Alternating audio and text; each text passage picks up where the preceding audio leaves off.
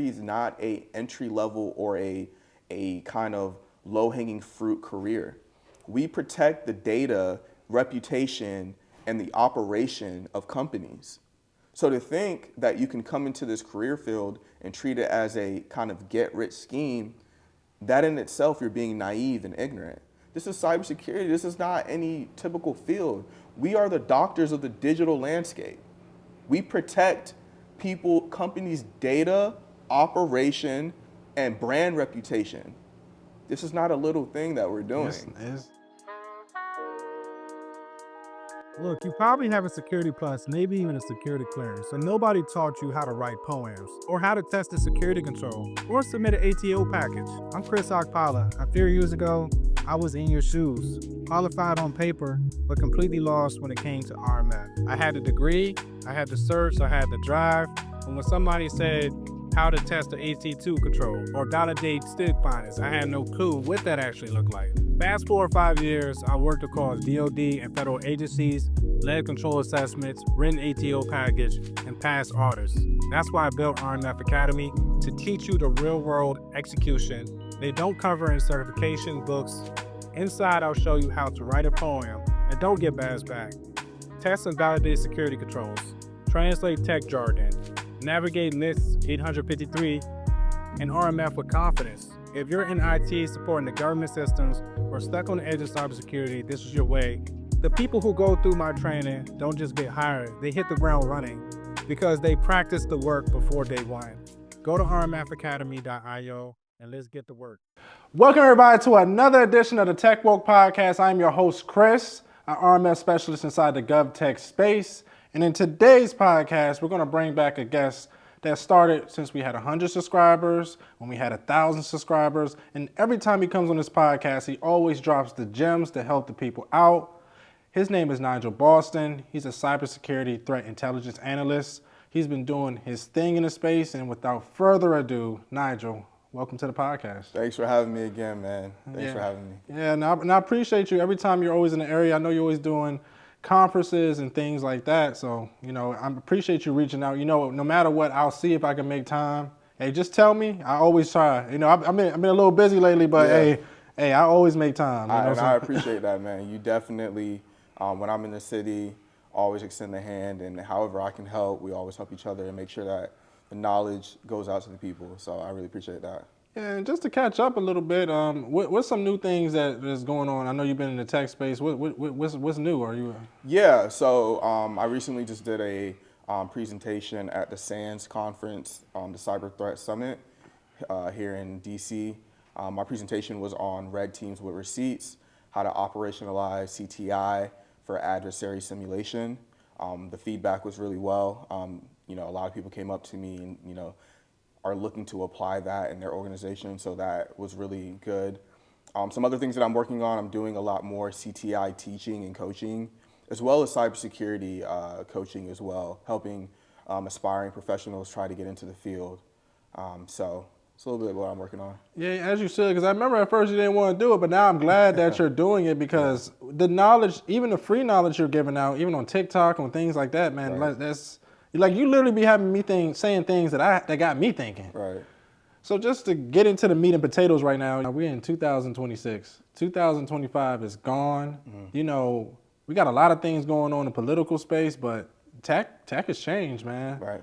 So what's new now in the cybersecurity space that people might not understand to get into it right now? Yeah, I would say that what's new now is maybe not so much new, but the competitiveness and the barrier to entry has got a lot more difficult. A lot of the traditional ways of saying that I'm going to get a degree, maybe in cybersecurity, or maybe get a few certs, that road map, or let's say that pathway, isn't as traditional today. I feel like in 2026, credibility and proof of concept is very important, right? So what I mean by that is, do you have projects, GitHub labs, things of that nature to prove that you're able to do the job that you're applying for? A lot of the on paper kind of certifications and degrees is more of a, let's say, a potential type of mindset from the hiring manager. And now hiring managers are really looking forward to, are you able to come into this role and actually do the role? And how can you validate or prove that? Yeah, because I just had an interview with Jason Dion. He's one of the best trainers in cybersecurity. Absolutely. He has a business called Accolade. So I was talking to him about what people should do now, and he's saying the same thing. He's saying that certifications will get you in the door, but to be honest with you, he wants people to start learning what you need to know. What's your thoughts on that? Yeah, absolutely. I've always preached and said that certification should be stacked on the hands-on knowledge. So what do I mean by that? I mean that if you're wanting to do vulnerability management, for example, you should actually get your hands on and deploy a vulnerability scanner. You should understand the life cycle of what vulnerability management is. And then let's say a specific vendor has a vulnerability management certification, then you stack that certification with the hands-on knowledge. You don't want to go and get the certification first, because what the certification is going to give you is theory. Most certification is not going to give you hands-on knowledge on how you actually deploy or do that thing. So you're doing yourself a disservice by trying to get a validation. Certifications are validations. So I think that if you're able to, gain that hands-on knowledge and then stack the certification on to say, hey, I've already done these things in a lab. Let me just go get the cert to validate that I'm able to do that in a lab, will take you a long way than more going the certification route to then, maybe meet some requirements on an ATS system when you're applying for jobs. Yeah, and I agree with you 100%. Like, even the way it's moving now, I don't know if you're familiar, people paying for certs now. Yeah, the people sending you messages on LinkedIn and stuff like that. Yeah, and that's the reason, right? They understand there's a market for that, right? A lot of people are just trying to shortcut and say, hey, let me get a whole bunch of certifications. That's going to get me a job. But the beautiful thing about it is, and I'm glad this is how it's kind of set up right now, during those interviews, if you actually been in an interview, you know that the questions are scenario based, and certifications don't prepare you for scenario based questions. So if you go get a whole bunch of certifications and then you go into an interview and they ask you a scenario-based question and you're unable to answer it, right then in itself shows your incompetence to do the job, essentially. Yeah, because that's even with risk management, for example. When I do interviews in the past, they just want to know that I used to have a trash resume, and I just get a job with that. Now when you're doing risk management, they want to say, if you were to come in the system now, how would you prepare our system? How would you create the documentation? They're giving a lot of scenarios. Like even with me, with the training I'm doing in the future, I'm gearing more towards you need to actually know what you're doing. So I agree with you 100%. A lot of people are getting into cybersecurity in 2026 with zero experience, right? If you were talking to somebody, and again, how we got into it, like I just explained, I used to just get a security plus, just show things. And again, you kind of hinted you're going to need to show that you can do stuff now. Right. How would somebody now, and just give me just a good breakdown on how would you do it in 2026 from zero experience? Oh, great question. So this is what I would do. First things first is you need to understand what are the different domains in cybersecurity. First step is pick a role, or maybe two roles.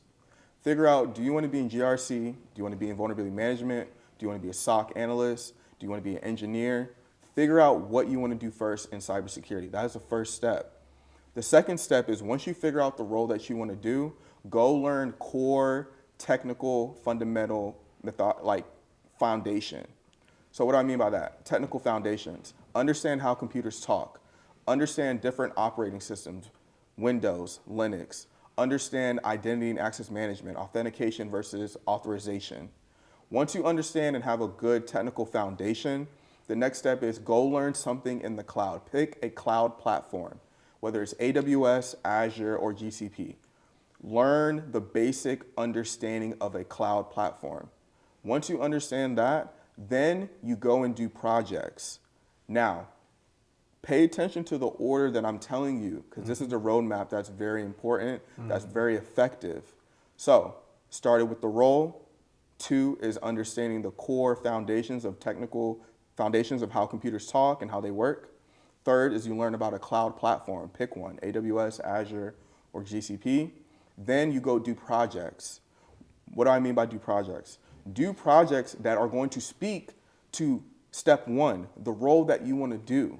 So if you want to do something in the SOC, build projects, build a security home lab, throw up security onion, some logs, a SIM, things like that, and go do that. And then document it and then be able to speak to that. So step 4 is do security projects. Step 5 is go get certifications that stack and make sense to the roles that you're interested in. So Security Plus, everyone talks about it. It's all over the internet. Security Plus is a great foundation certification because for me, how I explain it, it makes you understand the lingo of security. So when I say certain terms, you're gonna know what that term means, right? But it's not gonna give, and it's a very broad certification, but it's not gonna give you scenario-based type of experience. The step before that is gonna do that, right? The home project is gonna give you that scenario-based experience that you're gonna be able to speak to in the interview. So once you get the certifications, the next step is I say you network very intentionally. Now, you can network intentionally at the beginning, but once you have a good foundation, a good breadth of how you want to, a roadmap on how you want to move forward in cybersecurity, the next thing you need to do is you need to network very intentionally. And what do I mean by that? I mean, you need to find like-minded professionals in the domains that you're interested in. So if I want to be a vulnerability management analyst, I need to find people who are in vulnerability management. Why? They're able to give me a certain set of knowledge that may pertain to their day-to-day or what they did to get into the field. And they can help tailor your roadmap so you're not just consuming so much information. And then the last thing I would say is once you network, then you need to really have a strict timeline. Once again, that could be done at the beginning, but I'm putting it in this manner so you're actually going to do things. A lot of people get in this paralysis analysis kind of state where they're just trying to consume information and not actually doing anything. So I give this roadmap of 1, picking a role, 2, learn the core foundations of technology and how computers talk, 3, learn a cloud platform, 4, do some labs, 5, get some certifications, 6, network very intentionally, and 7, make sure you're setting timelines on each step. Man, that's a whole coaching call, man. So make sure y'all paying attention because literally, if y'all access how to get into cybersecurity, that's it. And that's what we all did. I think you did it. I think I did it. And once we did that, and we just got to focus on the same thing with content. You just focus on one thing until it grows. So that's a bomb. And how long do you think, like, if you follow that timeline, how long do you think, like 6 months to a year? What's the timelines you thinking of 2026 now? Yeah, to me, and I'll touch a little bit about how I got into cybersecurity. It all depends on what you're willing to put in and the sacrifices. Yeah. Right? I can't give a definite timeline, and anyone who is giving you a definite timeline, you should really look into that because what I put in compared to someone else who's putting in the same kind of work could be different. So someone who says, I want to get into cybersecurity in a year, and I may say the same thing, for 8 months, I may be doing cybersecurity every single day, 7 days out the week. The other person might be doing it for 2-3 times out the week. But if I'm doing it 7 days out the week, I'm not saying my chances are going to be better or less. I still don't know. My networking may be better. Their networking might be better. Their skills might, it all depends.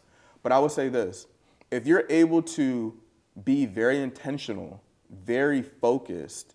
So I did something called monk mode. I coined it. I talk about it all the time. In 2021, I went 8 months of just focused cybersecurity. No one can tell me nothing different. I wasn't going out. I wasn't, girlfriends, none of that. Cybersecurity, Monday through Sunday, 2 hours, 2 hours to 2.5 hours each day for 8 months. Documented, no cap. Yeah. So with that, I knew where I wanted to get. I said, I want to get in cybersecurity before the end of the year. And I need to also include that during that time, my faith was very tested. I was praying, I was staying faithful with God. God, these are my plans. Help me align with that. And he told me, stay disciplined. I know that. So once I was disciplined throughout that time, everything started to open up. I was learning. I was getting the skill set, I was networking, I was meeting people. Once I was meeting people, job offers was coming up, and it flowed. That is the formula. Now, how much work you put in is going to determine how quickly or how long that takes. Yeah, I would say for myself too. When I got in, I did the same thing. I didn't have no girls, no nothing. I just sat in my house every time I got off work, take a caffeine pill, and study for the Security Plus, and apply to jobs until I passed out. You know, so you gotta do what you gotta do, but it's paying off now. So trust me, I understand. Man, you bring me back in the days, man. Oh yeah, man. I think about that time period a lot, and I reference it a lot because it's very important. A lot of things during that time period, I realized not only by myself, but just how life how life works. A very important quote that I'm really telling people is that intelligence, let me take a step back. Life rewards action, not intelligence. So we may try and get all of this information to become smarter or to do better in an interview, but if you're not doing anything, you're stagnant. Yeah. You're just a smart person not progressing. So I think it's very important that as you're gaining this information, you're applying it. So that's something I'm really big on is, just take that first step. Pick a role. You know what I'm saying? Figure out what you want to do. So when you walk up to other cybersecurity professionals and you're like, hey, I need help getting cybersecurity, most cybersecurity professionals are going to ask you, what do you want to do in cybersecurity? And if you're unable to answer that fundamental first question, most of them are gonna, look at you like, well, what have you done? I don't got nothing to tell you. Like a guy reached out to me not too long ago today. He was like, hey, I just need projects. I already know this, and this. Can you give me a project? I was like, here, bro, I just give you a project. I got many projects. Here, just take it. Like if you need anything, I got you on that. But I'm not about to sit here. We got stuff to do. Yeah. Yeah, man. Yeah, I'm not gonna work harder than the person that is trying to, better themselves. You have to want to better yourself first. Yeah. I would be doing you a disservice by hand-holding you throughout the whole way. Mentorship is very important, and I preach that, and I have mentees. But there's a flip to that. You also have to be a good mentee, right? A good mentee follows up with their mentorship or their mentor. A good mentee follows up with their mentor. They do the work or the guidance that the mentor gives them. They actually do it. And, sometimes I think mentees should also apply pressure to the mentor. They do. Right? That's how I gauge how much you're willing to put in so I know how much I need to put in. Yeah. If you're only reaching out to me once every 3 months, well, then I know I need to give you information that's going to last once every 3 months. So it's a yin yang kind of thing. But at the end of the day, anyone you have to think cybersecurity is not a entry level or a kind of low hanging fruit career. We protect the data, reputation, and the operation of companies. So to think that you can come into this career field and treat it as a kind of get rich scheme, that in itself you're being naive and ignorant. Companies are not dishing out 6 figures to multiple people in the organization just to come in and do a minuscule job. Yeah, 6 figures is a lot of money, man. That's a lot of money. If you ain't doing your job, we both know how it is. You're Absolutely. gone. There's sometimes even, and I know you probably do this too. I don't know, but sometimes I have to legit leave to go to the office to do some work. And I ain't doing nothing wild. I'm just literally trying to work. Yeah. But let me ask you another question to kind of move it along a little bit. So with jobs right now, a lot of people always ask me, and again, you just said focus on one job, but for somebody that doesn't have the best experience, what job should somebody focus on when they're trying to get into cybersecurity, just to get the experience? Yeah, so some good entry level or opening jobs in cybersecurity, I would say, is some roles would be vulnerability management. I think that's a good role that isn't super technical, more of a liaison type of role where you're working with different asset owners within the organization to patch vulnerabilities, right? And help them prioritize and things of that nature. Another role I would say is a SOC analyst, right? SOC analyst is a very broad type of role, which could be good or bad, but at that role, there are some basic things that you need to know, understand, and analyze phishing emails, understand how to triage and analyze different types of alerts. And that's a role that I feel like most organizations have. And it also has a type of level 1, level 2 kind of structure where you can, get your foot in the door. And I also like to explain, when I talk about SOC analyst roles, how I explain it for all of the help desk analysts out there that are interested in cybersecurity. A SOC analyst is a help desk analyst. The only difference is you guys are more, help desk analysts usually triage infrastructure type of alerts. So like computers not working, printers not working, etc. SOC analysts are triaging security alerts. That is the only difference. They may have to be customer facing with different people in the organization. Help desk analysts do that.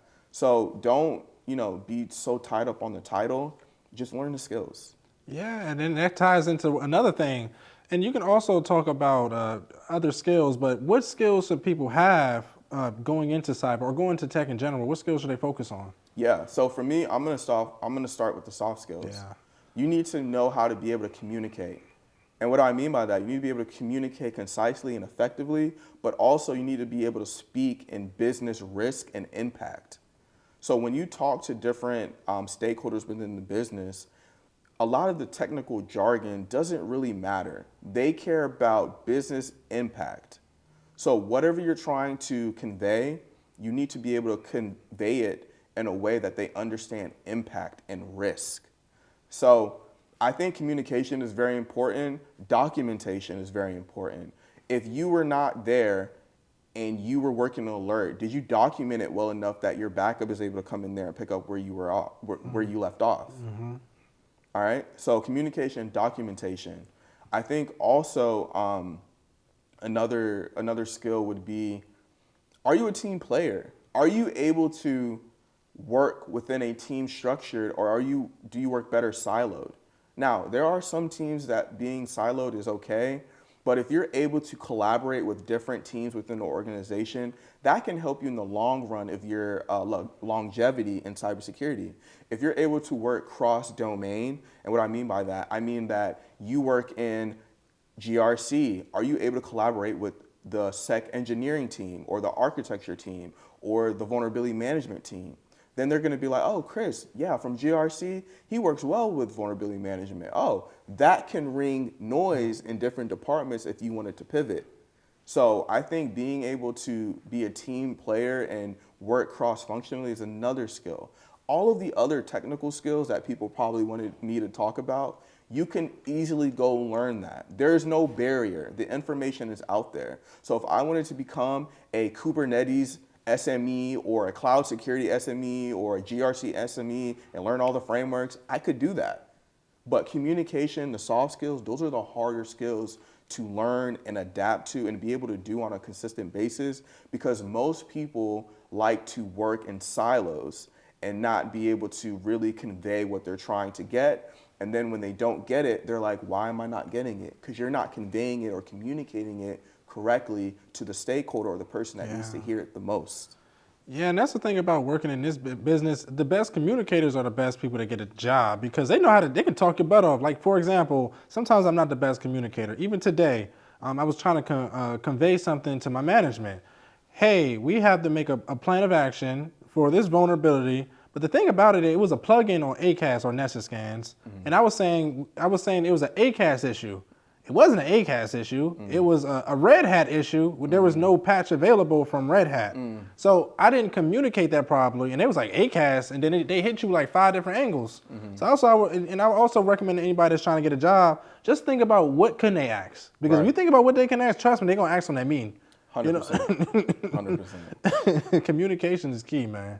So Nigel, so we know that with 2026, getting into tech is not how it used to be. Like tech used to be, you just apply for jobs, you get a job. But now we have like thousands of AI resumes, And a lot of the times, I'm even watching on LinkedIn, I'm seeing a lot of, even influencers, they're getting jobs right and left. It's because they built a solid network. Can you explain the importance of networking in today's environment, not just only for tech, but just for life and period right now, Yeah, absolutely. I'm glad you brought up LinkedIn because I treat LinkedIn as my billboard. And I think most professionals should treat LinkedIn as your billboard. It's your, hey, look at me. This is what I have to offer. These are my skill sets. These are my projects. I think networking is very important because I always say skills get you the interview, networking gets you the job offers. So what I mean by that is your skills on your resume may get you through the ATS system and get you the interview, but a lot of relationships is going to help you get the job offer, right? So if you've done the work as far as reaching out, let's say you want to apply for company X and you see that you have a mutual connection on LinkedIn at company X, I would reach out to the person that works at that company, shoot them a message, or if you want to be very strategic, you have a plan. So have companies in mind. I'm gonna get back to it, but have companies in mind that you're interested in. Find people that's in the domain that you want to work in and reach out to them, build a relationship, right? Not get a whole bunch of requests. Build relationships, not just ask, hey, can you get me a job here? Can you get me a job there? Really build a relationship with them. And then when you go and see a job offer at that company, you can say, hey, Chris, I applied for a job at your company. Here's my skill set. This is what I've done. And this is how I'll be an asset to your team. That is way better than just blindly applying to a whole bunch of companies and hoping that your resume gets you through the ATS system. And then maybe it does, and you go into the interview and you're like, oh man, I'm sitting and doing 3 rounds of interviews. While the other hand, you could, build a relationship, get that referral link, have the interview, and then have a familiar face in the interview, right? Someone that you've talked to before and have a relationship with that, potentially can, bend the manager's ear and say, hey, I've seen what Chris has done. I see his journey. He's documented on LinkedIn, and I think he'll be a true asset to the team. That is networking 101. You want to be able to have that billboard. Your LinkedIn should scream, this is what I want to do, this is what I have done, and this is what I will do. And that's what's going to separate you from the hundreds and thousands of people applying to the same role that you are, right? Remember, skills are going to get you the interview. Relationships are going to get you the job offer. Yeah, and I agree with you 100%, especially when it comes to LinkedIn in general. Like, I've been growing LinkedIn recently. I think I only grew it for like 6 months, and I grew to 15,000. So it's to a point now where I constantly hear from jobs, or I constantly hear from brand opportunities. Even sometimes people just reach out to them just to even come on the podcast. LinkedIn is where the professionals at, and a lot of people sleep on it, man. Yeah, I feel like LinkedIn is the best opportunity for you to network. And networking is key, especially if you want to get into cybersecurity. Why? Because when you post your journey on LinkedIn, that is your credibility, right? You get that sense of trust, right? People are able to go back and reference that Chris is able to speak on RMFs because he's posted and talked about RMF and GRC, right? So I don't have to guess or hope that his resume is accurate because I see Chris talk and speak to about RMF. So you should really treat LinkedIn as your basis to network and say, hey, this is what I want to get into. This is the kind of community that I want to build, and build it off of that, and make sure it's a reciprocal type of relationship. Don't just keep asking for someone to give you a referral or make a post about them. Comment on their stuff when they're posting about things. Like all of their things. It's very simple. People will scroll on TikTok and Instagram all day, and that's not helping your career at all. Yeah. But they're afraid to post on LinkedIn. Why? For what? This is going to help build your career. Because people, even with myself, I was like, oh, my job might look, or this might look. Nobody cares, man. You're doing yourself a disservice if you care that, okay, my job may see that, I'm upskilling myself. What? That makes them look good. You want to, okay, another scenario may be, oh, they may think I'm trying to leave. Well, then you need to figure out a more strategic approach on how you network and market yourself to other companies where you say, hey, I'm not intentionally trying to leave, but I need to understand the landscape of my role and make sure that I'm getting the best out for me, because the company will get what's best out for them. Yeah. So you need to, at the bare minimum, You need to upskill. And what I mean by that is make sure that you are continuously growing yourself, not just from a technical standpoint, but from a soft skill standpoint. And it's very easy to do those things. But I think at the end of the day, you should not be afraid to document your journey. Once again, everyone is okay documenting their highlights on Instagram, and that's not helping your career at all. So when you want to document or when you want to upskill or make your career better, document it on LinkedIn. Document the losses. If you take a certification in Security Plus, you fail, talk about it in a paragraph and then talk about how you're going to come back and do it better. That, you know what you're doing when you do that? You're giving the audience a story to follow. So then the next time when Chris said, oh, I failed the Security Plus, next month I'm going to take it again, I'm on the edge of my seat to see I'm what watching. happens. It's like a movie. Exactly. You know what I'm saying? Oh, did they do it? Did they pass? Right, You know? right. So don't be afraid to document your journey, good or bad. That is your, those are your time stamps. Yeah, and that's how you got a job. Exactly. My journey was all documented for a few things. I knew I would get to this space here, but I would talk about it, and I didn't want anyone to think that I was capping, right? That was the first thing. Like, there's no cap. It's there. You got receipts. I got receipts. So, Take a while to and then scroll. 2, the reason why is that networking on LinkedIn helped the visibility for myself, and still to this day. You don't know who is looking or watching on your LinkedIn, or who you may know that someone may know as well. So I may know Chris may know the CEO of Microsoft, and Chris can say Nigel is a fly, smart dude, and he needs to work at Microsoft. You never know. There's so many scenarios like that. Yeah, especially doing this podcast, I met some amazing people, you know, and CEOs, millionaires, stuff like that. And again, people that's in my network, whether it's Darius, if you like, hey, you know, I know somebody can edit. You know, I just referred somebody recently to you, like somebody needed help with getting with cyber threat intelligence. I referred it to you. So you never know who you talk to, but how would you build your profile? Yeah. Oh, that's a great question. Let me give him some more game.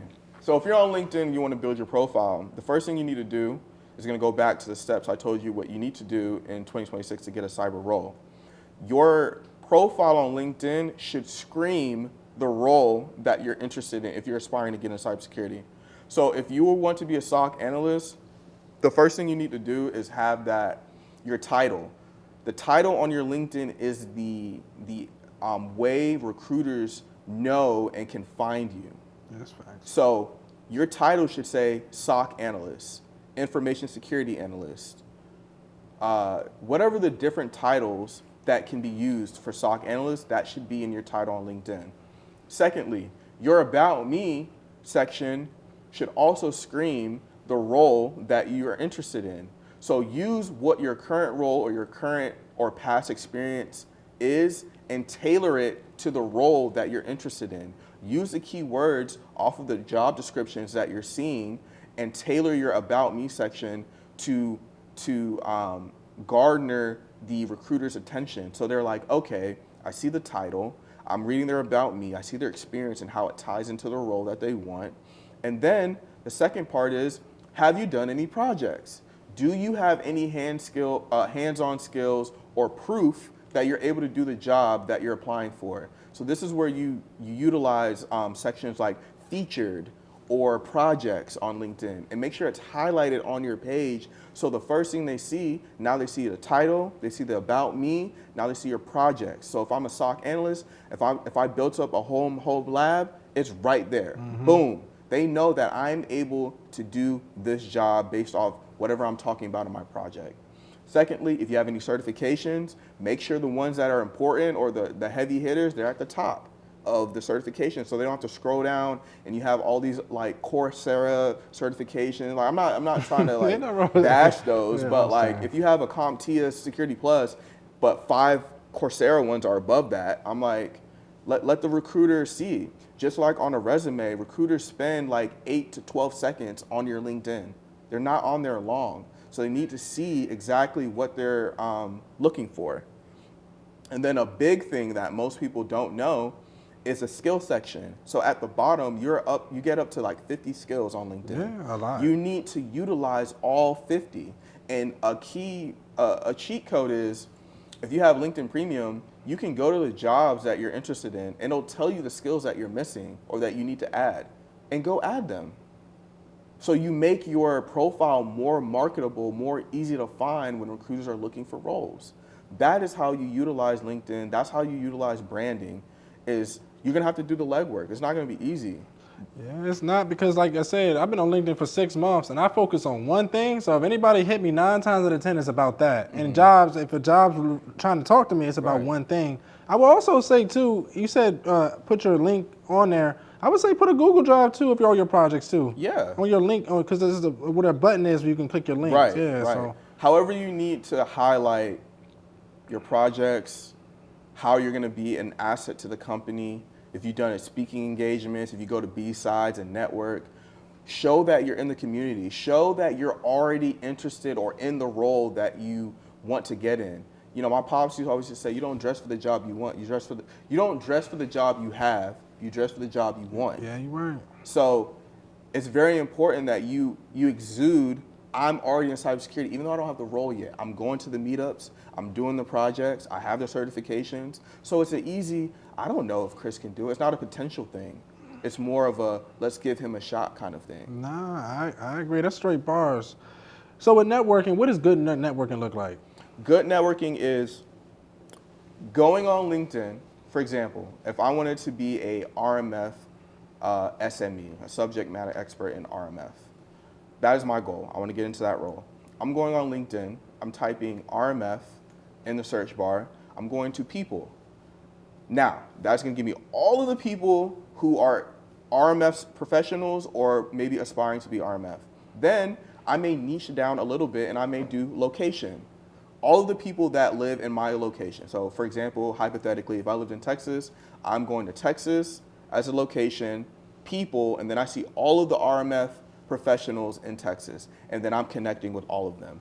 I may even send a note that, hey, I'm, Nigel, I'm interested in this field. I would love to connect with you and possibly, however I can be an assistance to you. This is my goals and my roadmap.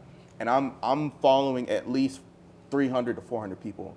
I'm not exaggerating. 300 to 400 RMF professionals. Why? Because that's the field I want to be in. And if I want to be in that field, I need to be around like-minded people or already in that field. So as you're networking, and what's good networking is, once I send those messages, I'm following up. I'm not just sending that initial message like, hey, can you help me? Take. No. I'm following up. If they're posting, I may even set the job alerts. Or not the job alert, the people alert. So every time they post, my phone tells me. So I know to go like or comment on their posts. So they're like, dang, Nigel's like, every time Chris posts, he's like, damn, he's just posting and he's staying engaged. It's calculated. It has to be calculated. This is cybersecurity. This is not any typical field.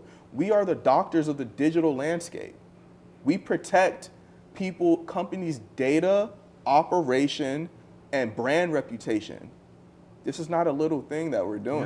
It's so not, man. it's very important that you follow up with those people that you network with, and make sure you're commenting, you're liking, you building that rapport. And then you're also doing it on your side. You need to be posting and talking about what you're doing. It can't be just one-sided, like you're just commenting. Like they want to see what you're doing too. Because I'm curious, like, what are you doing? I'm watching. I'm like, what are you going to do? Are you what? Even if you have no experience, there's people I've been watching for years, and I'm like, okay, you've been training for years. Like, can you apply to a job, or like, what skills did you learn? Because I'm watching. That's a good thing that you said. And how does that make you stand out with getting jobs? Do you go directly to recruiters after you build all that? Yeah. So that same concept that I gave, as far as following people in the role that you are interested in, apply it to the recruiters. So once again, go on LinkedIn in the search bar, type in talent acquisition, type in HR recruiter or recruiter at the companies you're interested at at the companies you're interested at applying for, or even niche down. Find all the recruiters and talent acquisition people in your city. Figure out what roles are they looking to fill. Then you can even niche down even more on LinkedIn Premium. So I urge people, before you spend a whole bunch of money on certifications and all. Get LinkedIn Premium. I ain't gonna lie, LinkedIn Premium is probably the best thing they have on there. It's literally your what do they call it? CRM, or it's like it gives you all the analytics that you need to position yourself and be more strategic. I'm giving you strategic game right now, but when you got LinkedIn Premium, it's like at your fingertips. You know what I'm saying? You directly to them. Like for me, I don't follow a lot of people, but when somebody does message to me, 9 times out of 10 is LinkedIn Premium. Right. So it can get you to recruit. Like let me give you an example. I'm not. So like for somebody I knew in the past, they wanted to get a job at Anthropic. So they saw that the lady from hiring for Anthropic was she was the recruiter. So what that person did, he sent his portfolio of everything he's done, and then he applied for the job. And then a couple weeks later, they ended up getting an interview. I see. So you just gotta make sure you know what you know, because I'm pretty sure that person went to his profile, seen everything, and literally went in there, picked that person, and gave that person an interview. Absolutely. So that's how it works. It goes back to what I said. You never know who's watching. You know what I'm saying? And you don't know. It's not always about what you know. It's about who you know. Yeah. So we're gonna move into this personal branding. We both have personal brands in the cybersecurity community. Can you explain the importance of having a personal brand, and what is a personal brand in your eyes? A personal brand is, once again, your billboard to show this is what I'm currently doing and this is what I aspire to get. So if you were to go to or see any of my content, you know that I work in the cyber threat intelligence space. I am active in the community, and I have aspirations to continue to elevate in that community. It's easy. It's you're able to get a quick synopsis of what Nigel is interested in, and it's easy for recruiters or hiring managers to say, hey, I may have a role that Nigel could fill, right? That's what a personal brand does. Now, if you don't have a personal brand, you are now banking on your resume, right? Because how else would you get the role?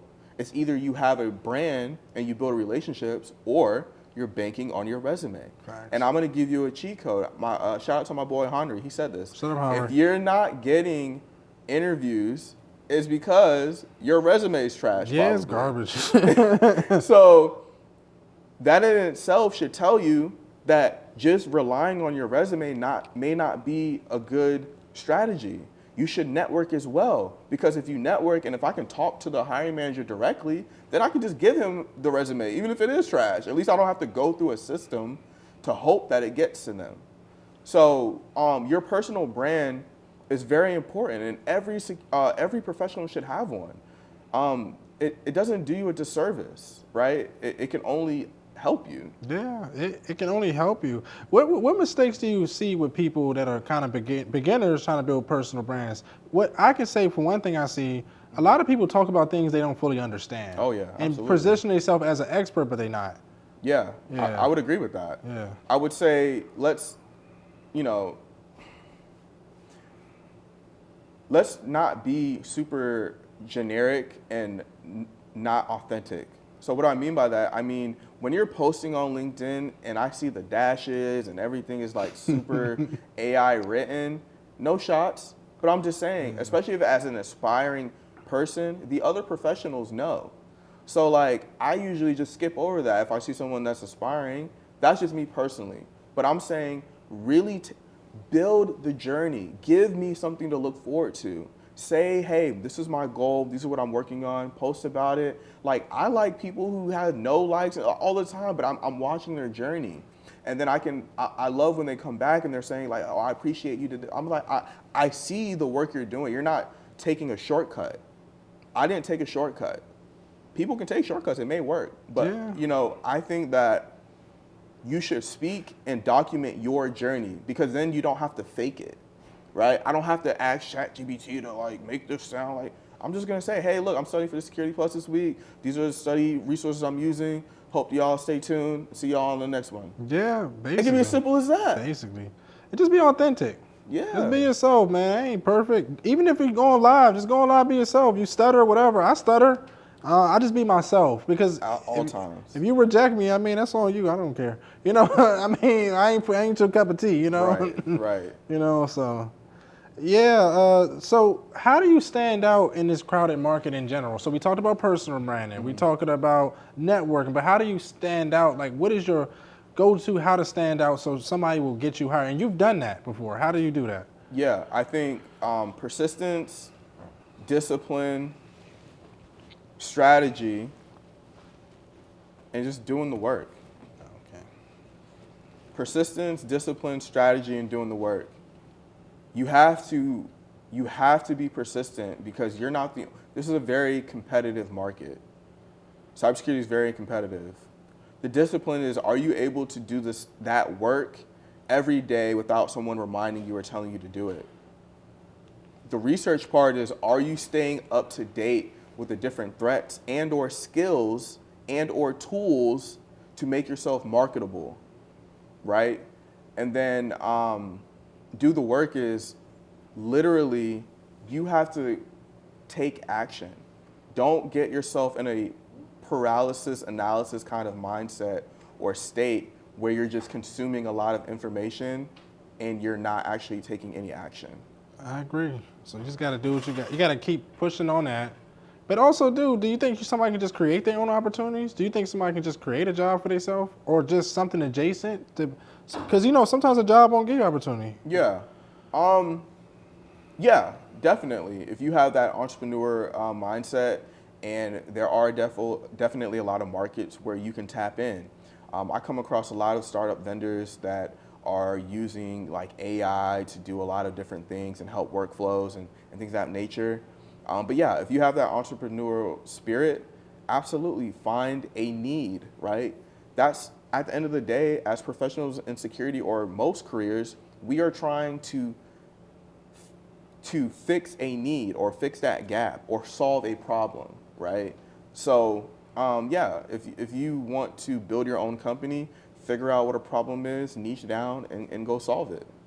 Okay, so now Nigel, that's some good game. You a lot of that stuff. Like I said, I know you charge for it, but that's some great game overall. And basically, that's the format from anybody that's watching. That's how you build and get into cybersecurity in 2026. Because getting to a point now, if you don't follow what's going on, you might not. It's going to be extremely, extremely hard to get a job, man. Especially being new. You might. I don't know about cyber, but you can go IT. That's where I'm going at. Yeah. Yeah. So I'll just leave with this little tidbit for everyone. Two things. One is life rewards action, not intelligence. And then two, constant elevation requires expansion. So the more you elevate, the more you're going to expand your community, your skill set, your finances, everything. And then life rewarding action, each step you take, whether it's good or bad, you will learn from it. Yeah, And you get that same intelligence back. So don't get in that paralysis analysis state and overanalyzing everything. Like Nike said, just do it. Just do it. What There you you got go. to lose? Worst case scenario, you fall on your face. Right. So Nigel, where can the audience find you? Yeah, you can find me on TikTok, Nigel B Tech. You can also find me on LinkedIn. Just make sure when you request me, send a note. Let me know how you found me, and we can connect there. Okay, and what's one goal you're gonna have in the next 5 years? What's one goal you got that I'm gonna see? I think you hit all of them since I last talked to you. Yeah, I mean, I always got goals, man. I think in the next 5 years, I want to help at least 500. I want to help at least 500 students between the ages between grade 6 and 8 to learn cybersecurity at a fundamental level. And at least give them the resources, the knowledge, and the guidance to understand cybersecurity at an early level. A lot of the professionals that I talk to in my community, they learned a lot of this information at a very young age. And people who look like me, I want them to learn at that same young age as well. Yeah, I talked to this one young kid. His name's Dominique. I had him on. I think he's like he's been in cyber since he was 17 years old. So I hope that we can start getting at that age, and because I was watching Earn Your Leisure. They went to NVIDIA's campus. They said all of them kids are Asian and they know all this stuff at a young age. He said it's so bad in the video, they're speaking Mandarin in meetings. They're not even speaking English. Yeah. So we gotta catch up. Yeah, 100%. Yeah, so Nigel, thank you for coming on the podcast. man. And I appreciate you, man. Thank you for having me. Thank you for having me. So all those that are watching on YouTube, remember to like the video, subscribe to the channel, check out the newsletter, and check out rmfacademy.io if you're trying to learn anything about risk management and use those tools to help you get a job in the GovTech space. But remember, everybody, get 1% better every day. Peace out. I'll see you on the next one.